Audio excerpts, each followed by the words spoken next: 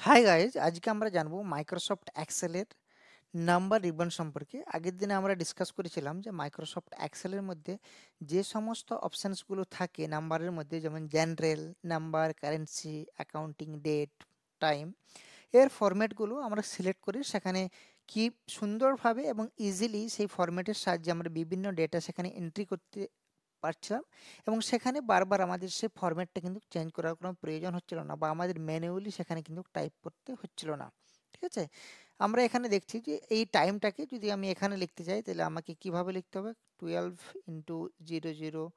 × 00:00 তারপরে AM। ঠিক আছে, এটা আমাকে এখানে লিখতে হবে, বাট এখানে আমাকে কিন্তু সেটা লিখতে হচ্ছে না, আমি কিন্তু খুব সহজেই সেই ফরম্যাটটার সাহায্যে এই ফরম্যাটের মধ্যে সেটাকে নিয়ে আসতে পারছি। আজকে আমরা যেটা জানবো সেটা হচ্ছে পার্সেন্টেজ। আমাদের পার্সেন্টেজ দেখা যায় ক্যালকুলেশনের ক্ষেত্রে পার্সেন্টেজ খুবই গুরুত্বপূর্ণ একটা অংশ,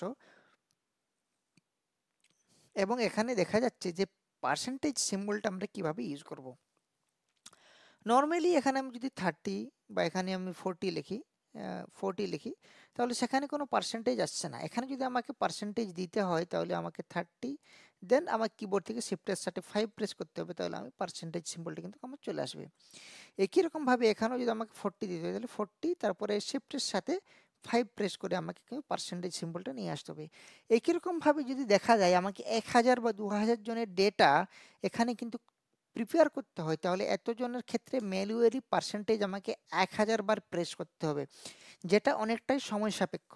সেই জন্যে আমরা কি করব না, মাইক্রোসফট এক্সেলের যে ফিচার্স আছে একটা, সেই ফিচার্সটা ইউজ করে আমরা খুব সহজেই কিন্তু সেই পার্সেন্টেজ সিম্বলটা ইউজ করতে পারবো। যেমন আমি এখানে এইটাকে সিলেক্ট করে নিলাম, সিলেক্ট করার পরে আমি চলে যাব এখানে গিয়ে নিয়ে আমি মোর নাম্বার ফরম্যাটে যাব, নিয়ে পার্সেন্টেজে যাব। পার্সেন্টেজে যাওয়ার পরে আমরা যেখানে যাব সেটা হচ্ছে পার্সেন্টেজ। আমি এখানে ডেসিমেলে কিছু রাখছি না, 0 রেখে দিচ্ছি, দেন আমি ওকেতে ক্লিক করব। তারপরে আমি এখানে করব 12, 30, 40, 60, 90, 50, 45। তো যাই আমি প্রেস করি না, কারণ নাম্বার প্রেস করার সাথে সাথে, নাম্বার টাইপ করার সাথে সাথে পার্সেন্টেজ সিম্বলটা কিন্তু আমার খুব সহজেই এখানে চলে আসছে। ঠিক আছে, তো এইভাবেই আমরা বারবার পার্সেন্টেজ সিম্বলটাকে প্রেস না করে একবারে আমরা সেই ফরম্যাটটাকে সিলেক্ট করে নিয়ে আমরা পার্সেন্টেজটা কিন্তু এখানে দিতে পারি। আমরা যদি চাই এখানে ডেসিমেল এড করতে, তাহলে ডেসিমেলও এড করতে পারি। আমরা এখানে যাব মোর নাম্বার ফরম্যাটস, দেন এখানে আমরা ডেসিমেল যদি ইউজ করে নিই দুটো, তাহলে ওকে করব, দেন এখানে দুটো করে ডেসিমেল কিন্তু আমাদের চলে আসে। নর্মালি আমাদের পার্সেন্টেজে যেহেতু ডেসিমেলটাকে আমরা খুব একটা দেখতে পাই না, সেই জন্য আমরা এখান থেকে ডেসিমেলটা আমরা রিমুভ করে দিচ্ছি, যাতে একজ্যাক্ট পার্সেন্টেজটা আমরা এখান থেকে বুঝতে পারি। এইভাবে পার্সেন্টেজটাকে আমরা খুব সহজে এখানে ইনপুট করতে পারি বা এন্ট্রি করতে পারি। তারপরে আমাদের যে অপশানটা আছে সেটা হচ্ছে ফ্র্যাকশন। ঠিক আছে, ফ্র্যাকশন মানে আমরা জানি যে 2-এর 3 অংশ, 3-এর 4 অংশ, 2-এর 5 অংশ, 10-এর 8-এর 12 অংশ। ঠিক আছে, এইটা হচ্ছে ফ্র্যাকশন। যেমন আমরা বলি যে 3-এর 4 অংশ, মানে 3-এর 4 অংশ জলভাগ, 1/4 আমাদের হচ্ছে স্থলভাগ। এইভাবে আমরা যদি ফ্র্যাকশনটা দেখি তাহলে আমাদের ফ্র্যাকশনটা কিন্তু এখানে আমরা এইভাবে করতে পারবো না। এইভাবে আমরা যদি লিখি তাহলে ফ্র্যাকশনটা এখানে হবে না। ঠিক আছে, আলাদা জেনারেল সিলেক্ট হয়েছে, তার জন্য আমি এখানে করছি 0.25। এটা আমি প্রথমে জেনারেল, কাস্টম আছে মানে এটাতে কিছু সিলেক্ট আছে, জেনারেল করে নেব। জেনারেল করার পরে 0.25, 0.56, 0.50, 0.75, এটা হয়ে গেল। এটাকে আমাকে ফ্র্যাকশানে তৈরি করতে গেলে কি করতে হবে, আমি চাইছি এতটা ফ্র্যাকশানে হয়ে যাক, তাহলে আমি এটা সিলেক্ট করলাম।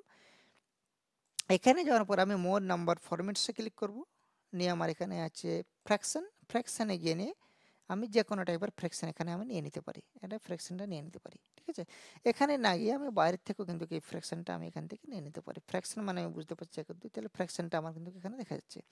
তো এইভাবে আমরা যদি এখানে যে কোনো টাইপ করি 0.34, তাহলে আমাদের ফ্র্যাকশনে সবসময় আমাকে কিন্তু দিয়ে দেবে এখানে। ঠিক আছে, ফ্র্যাকশনে আমরা কিন্তু সবকিছু পেয়ে যাচ্ছি। তারপরে আমাদের যেটা আছে সেটা হচ্ছে সায়েন্টিফিক।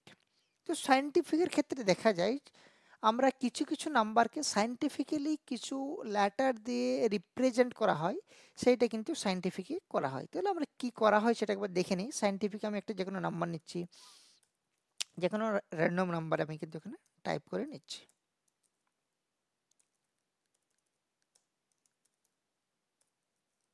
এটা আমার সায়েন্টিফিকের নাম্বার, এটা আমার জেনারেলে আছে। এটাকে আমি সায়েন্টিফিকে কনভার্ট করতে গেলে আমার কি করতে হবে, জেনারেলে যাব, আমি এখানে আমার ফ্র্যাকশন আছে, তারপর আছে সায়েন্টিফিক, এখানে আমি ক্লিক করে দেবো।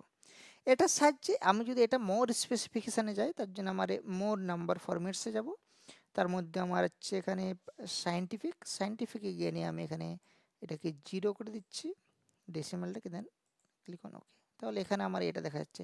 আমি যদি ডেসিমাল করি মানে আমার 2 ঘর আগেরটা দেবে এখানে, ঠিক আছে। এখানে দশমিকের কিছু অপশান নেই, সেহেতু 7.E থেকে আমার 2 ঘর আরও এখানে দেখাবে। সেটা কেমন দেখা যায় আমরা এখানে নিতে পারি, মোর অপশানে গিয়ে নিয়ে সায়েন্টিফিকে গিয়ে নিয়ে আমি 3টা নিলে আমাকে 3টা ঘর পর্যন্ত দেখাবে, রাইট। তো এইভাবে 0.7 দেখাচ্ছিল, 745 এখানে কিন্তু আমার এইভাবে চলে এসেছে। তো এখান থেকে আমরা ডেসিমেলটা সিলেক্ট করতে পারি, ডেসিমেলটা নাও করতে পারি। তো এখানে স্পেসিফিক একটা ক্যারেক্টার দেখা যাচ্ছে, যেটা একটা সায়েন্টিফিক্যালি সিম্বল রিপ্রেজেন্ট করছে আমি যে নাম্বারটাকে নিয়েছিলাম সেটাকে।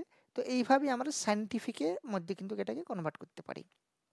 নেক্সট যেটা আমাদের আছে সেটা হচ্ছে আমাদের টেক্সট। টেক্সট কি আছে, তো টেক্সট আমি এখানে লিখতে পারি যে গোল্ড, রাইট। আমি এখানে লিখতে পারি 1 2 3 4 5 1 2 3। তো এখানে একটা লক্ষ্য করে জিনিস যে আমি যখন গোল্ড কোনো টেক্সট লিখছি তখন সেটা আমার বাঁ দিকে আছে, এবং যখন আমি কোনো নাম্বার লিখছি তখন কিন্তু সেটা ডান দিকে আছে।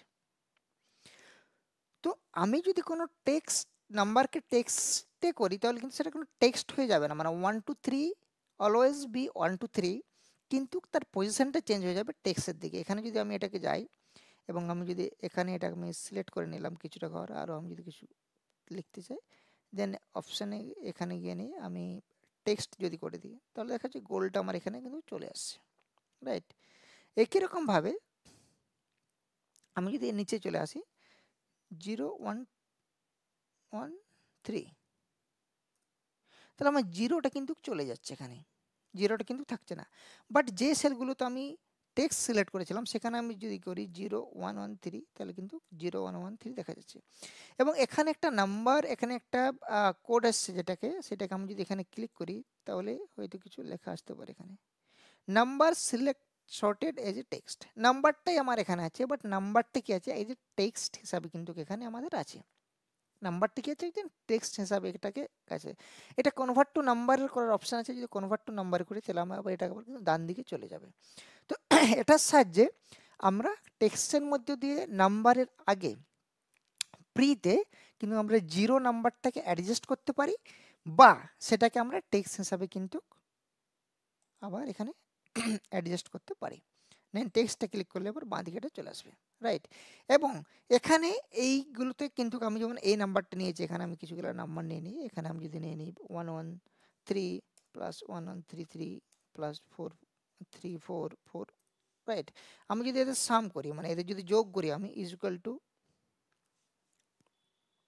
এটা প্লাস এটা প্লাস এটা, হোয়াট ইজ দিস ওয়ান, আমি যদি is equal to S U M করি, ঠিক আছে, তারপরে এদেরকে এ করি, তাহলে একটা নাম্বার আমার পাওয়া যাবে। আমি যদি এখানে একই রকমভাবে সাম করি তাদের কিন্তু কোনো সাম পাওয়া যাবে না। এস ইউ এম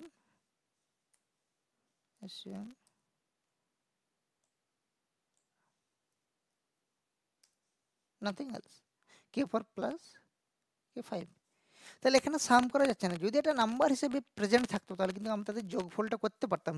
যেহেতু এটা স্টোর এজ এ টেক্সট সেই জন্য কিন্তু এখানে এদের কিন্তু যোগ করা যাচ্ছে না, রাইট।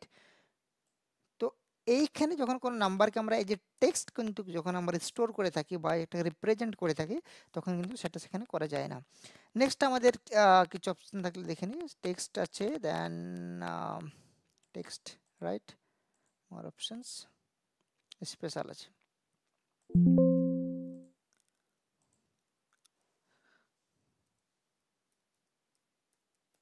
স্পেশাল, তো স্পেশালটা আমার কিন্তু ছোট ছিল, প্রেস করার পরে এটা আবার আগের মতো হয়ে গেছে, রাইট। তো আমাদের এখানে স্পেশালের কি আছে, স্পেশালে আমরা যদি যাই এখানে আমি কিছু নাম্বার একটা লিখে নিই, 1 2 3 2 3 4, যে কোনো কিছু নাম্বার একটা। এবং এখানে যদি আমরা যেটা জেনারেলে আছে, আমার জেনারেলে আছে, রাইট। আমি এবার চলে যাচ্ছি এটা মোর অপশানে গিয়ে নিয়ে আমি চলে যাচ্ছি স্পেশাল, দেন জিপ কোডে আমি এটা কনভার্ট করতে, জিপ কোড +4 ফোন নাম্বার বা সোশ্যাল সোসাইটি নাম্বার আমি জিপ কোডে কনভার্ট করতে পারি। যদি ওকে করি তাহলে সেটা একটা জিপ কোডে কনভার্ট করে দেবে। তো স্পেশাল আমরা কিছু এখানে অ্যাড করতে পারি। এখানে আমি স্পেশালে গিয়ে নিয়ে আবার এখানে যদি আমি যাই স্পেশাল, দেন জিপ কোড +4, তাহলে জিপ কোড +4 হয়ে যাবে। তাহলে এটাকে আমার এইভাবে রিপ্রেজেন্ট করবে তখন, ঠিক আছে। 4 মানে 4টা ডিজিট এখানে আমার নিয়ে নিয়েছে, যেহেতু আমার 3টা ডিজিট ছিল। তো আমি যদি এখানে আবার লিই 2 2, তাহলে কিন্তু এটা হয়ে যাবে 2 2, তাহলে দুটো আমার জিরো এখানে আসে যাবে আর কি, ঠিক আছে। এখানে তার আগে দুটো কিন্তু জিরো আসবে, এখানে আমি 4 নিলে দুটো জিরো এখানে চলে আসবে, রাইট, দুটো জিরো আসবে, যেহেতু আমি 4 কোডটা নিচ্ছি সেই জন্য। তো স্পেশাল ক্যারেক্টারকে বা স্পেশাল যেটা আমাদের আছে সেটা কিন্তু এইভাবে আমরা রিপ্রেজেন্ট করতে পারি। তার সাহায্যে একটা নাম্বার নিতে পারি। অনেক সময় বিভিন্ন কোড আমরা পাঠাই, সেখানে এইভাবে দেখা যাচ্ছে স্পেশাল করে, এবং সেটা যদি আমি এখানে সিলেক্ট করার পরে আমি যদি এখানে আবার এটাকে জেনারেল রিপ্রেজেন্ট করি তাহলে কিন্তু অরিজিনাল নাম্বারটা আমার পাওয়া যাবে। তাহলে এখানে বিভিন্ন রকম কোডের সাহায্যে আমি একটা ডেটা কারো কাছে পাঠাচ্ছি, সে কিন্তু সেটা খুব সহজেই ডিকোড করতে পারবে। সে জানে যে আমি জিপ কোড +4 করেছি বা জিপ কোড করেছি, কি করেছি সেটা সেখান থেকে করে নিয়েছে, জেনারেলে কনভার্ট করলে কিন্তু সেটা অরিজিনাল নাম্বারে ফিরে আসবে। তো এটাই ছিল আমাদের নাম্বার যে অ্যালাইনমেন্ট এবং নাম্বারের যে ফাংশনস, যে ফরম্যাটিং, সেগুলো যে বিভিন্ন নাম্বার যেগুলো থাকে সেগুলোকে কিভাবে ফরম্যাট করা যায়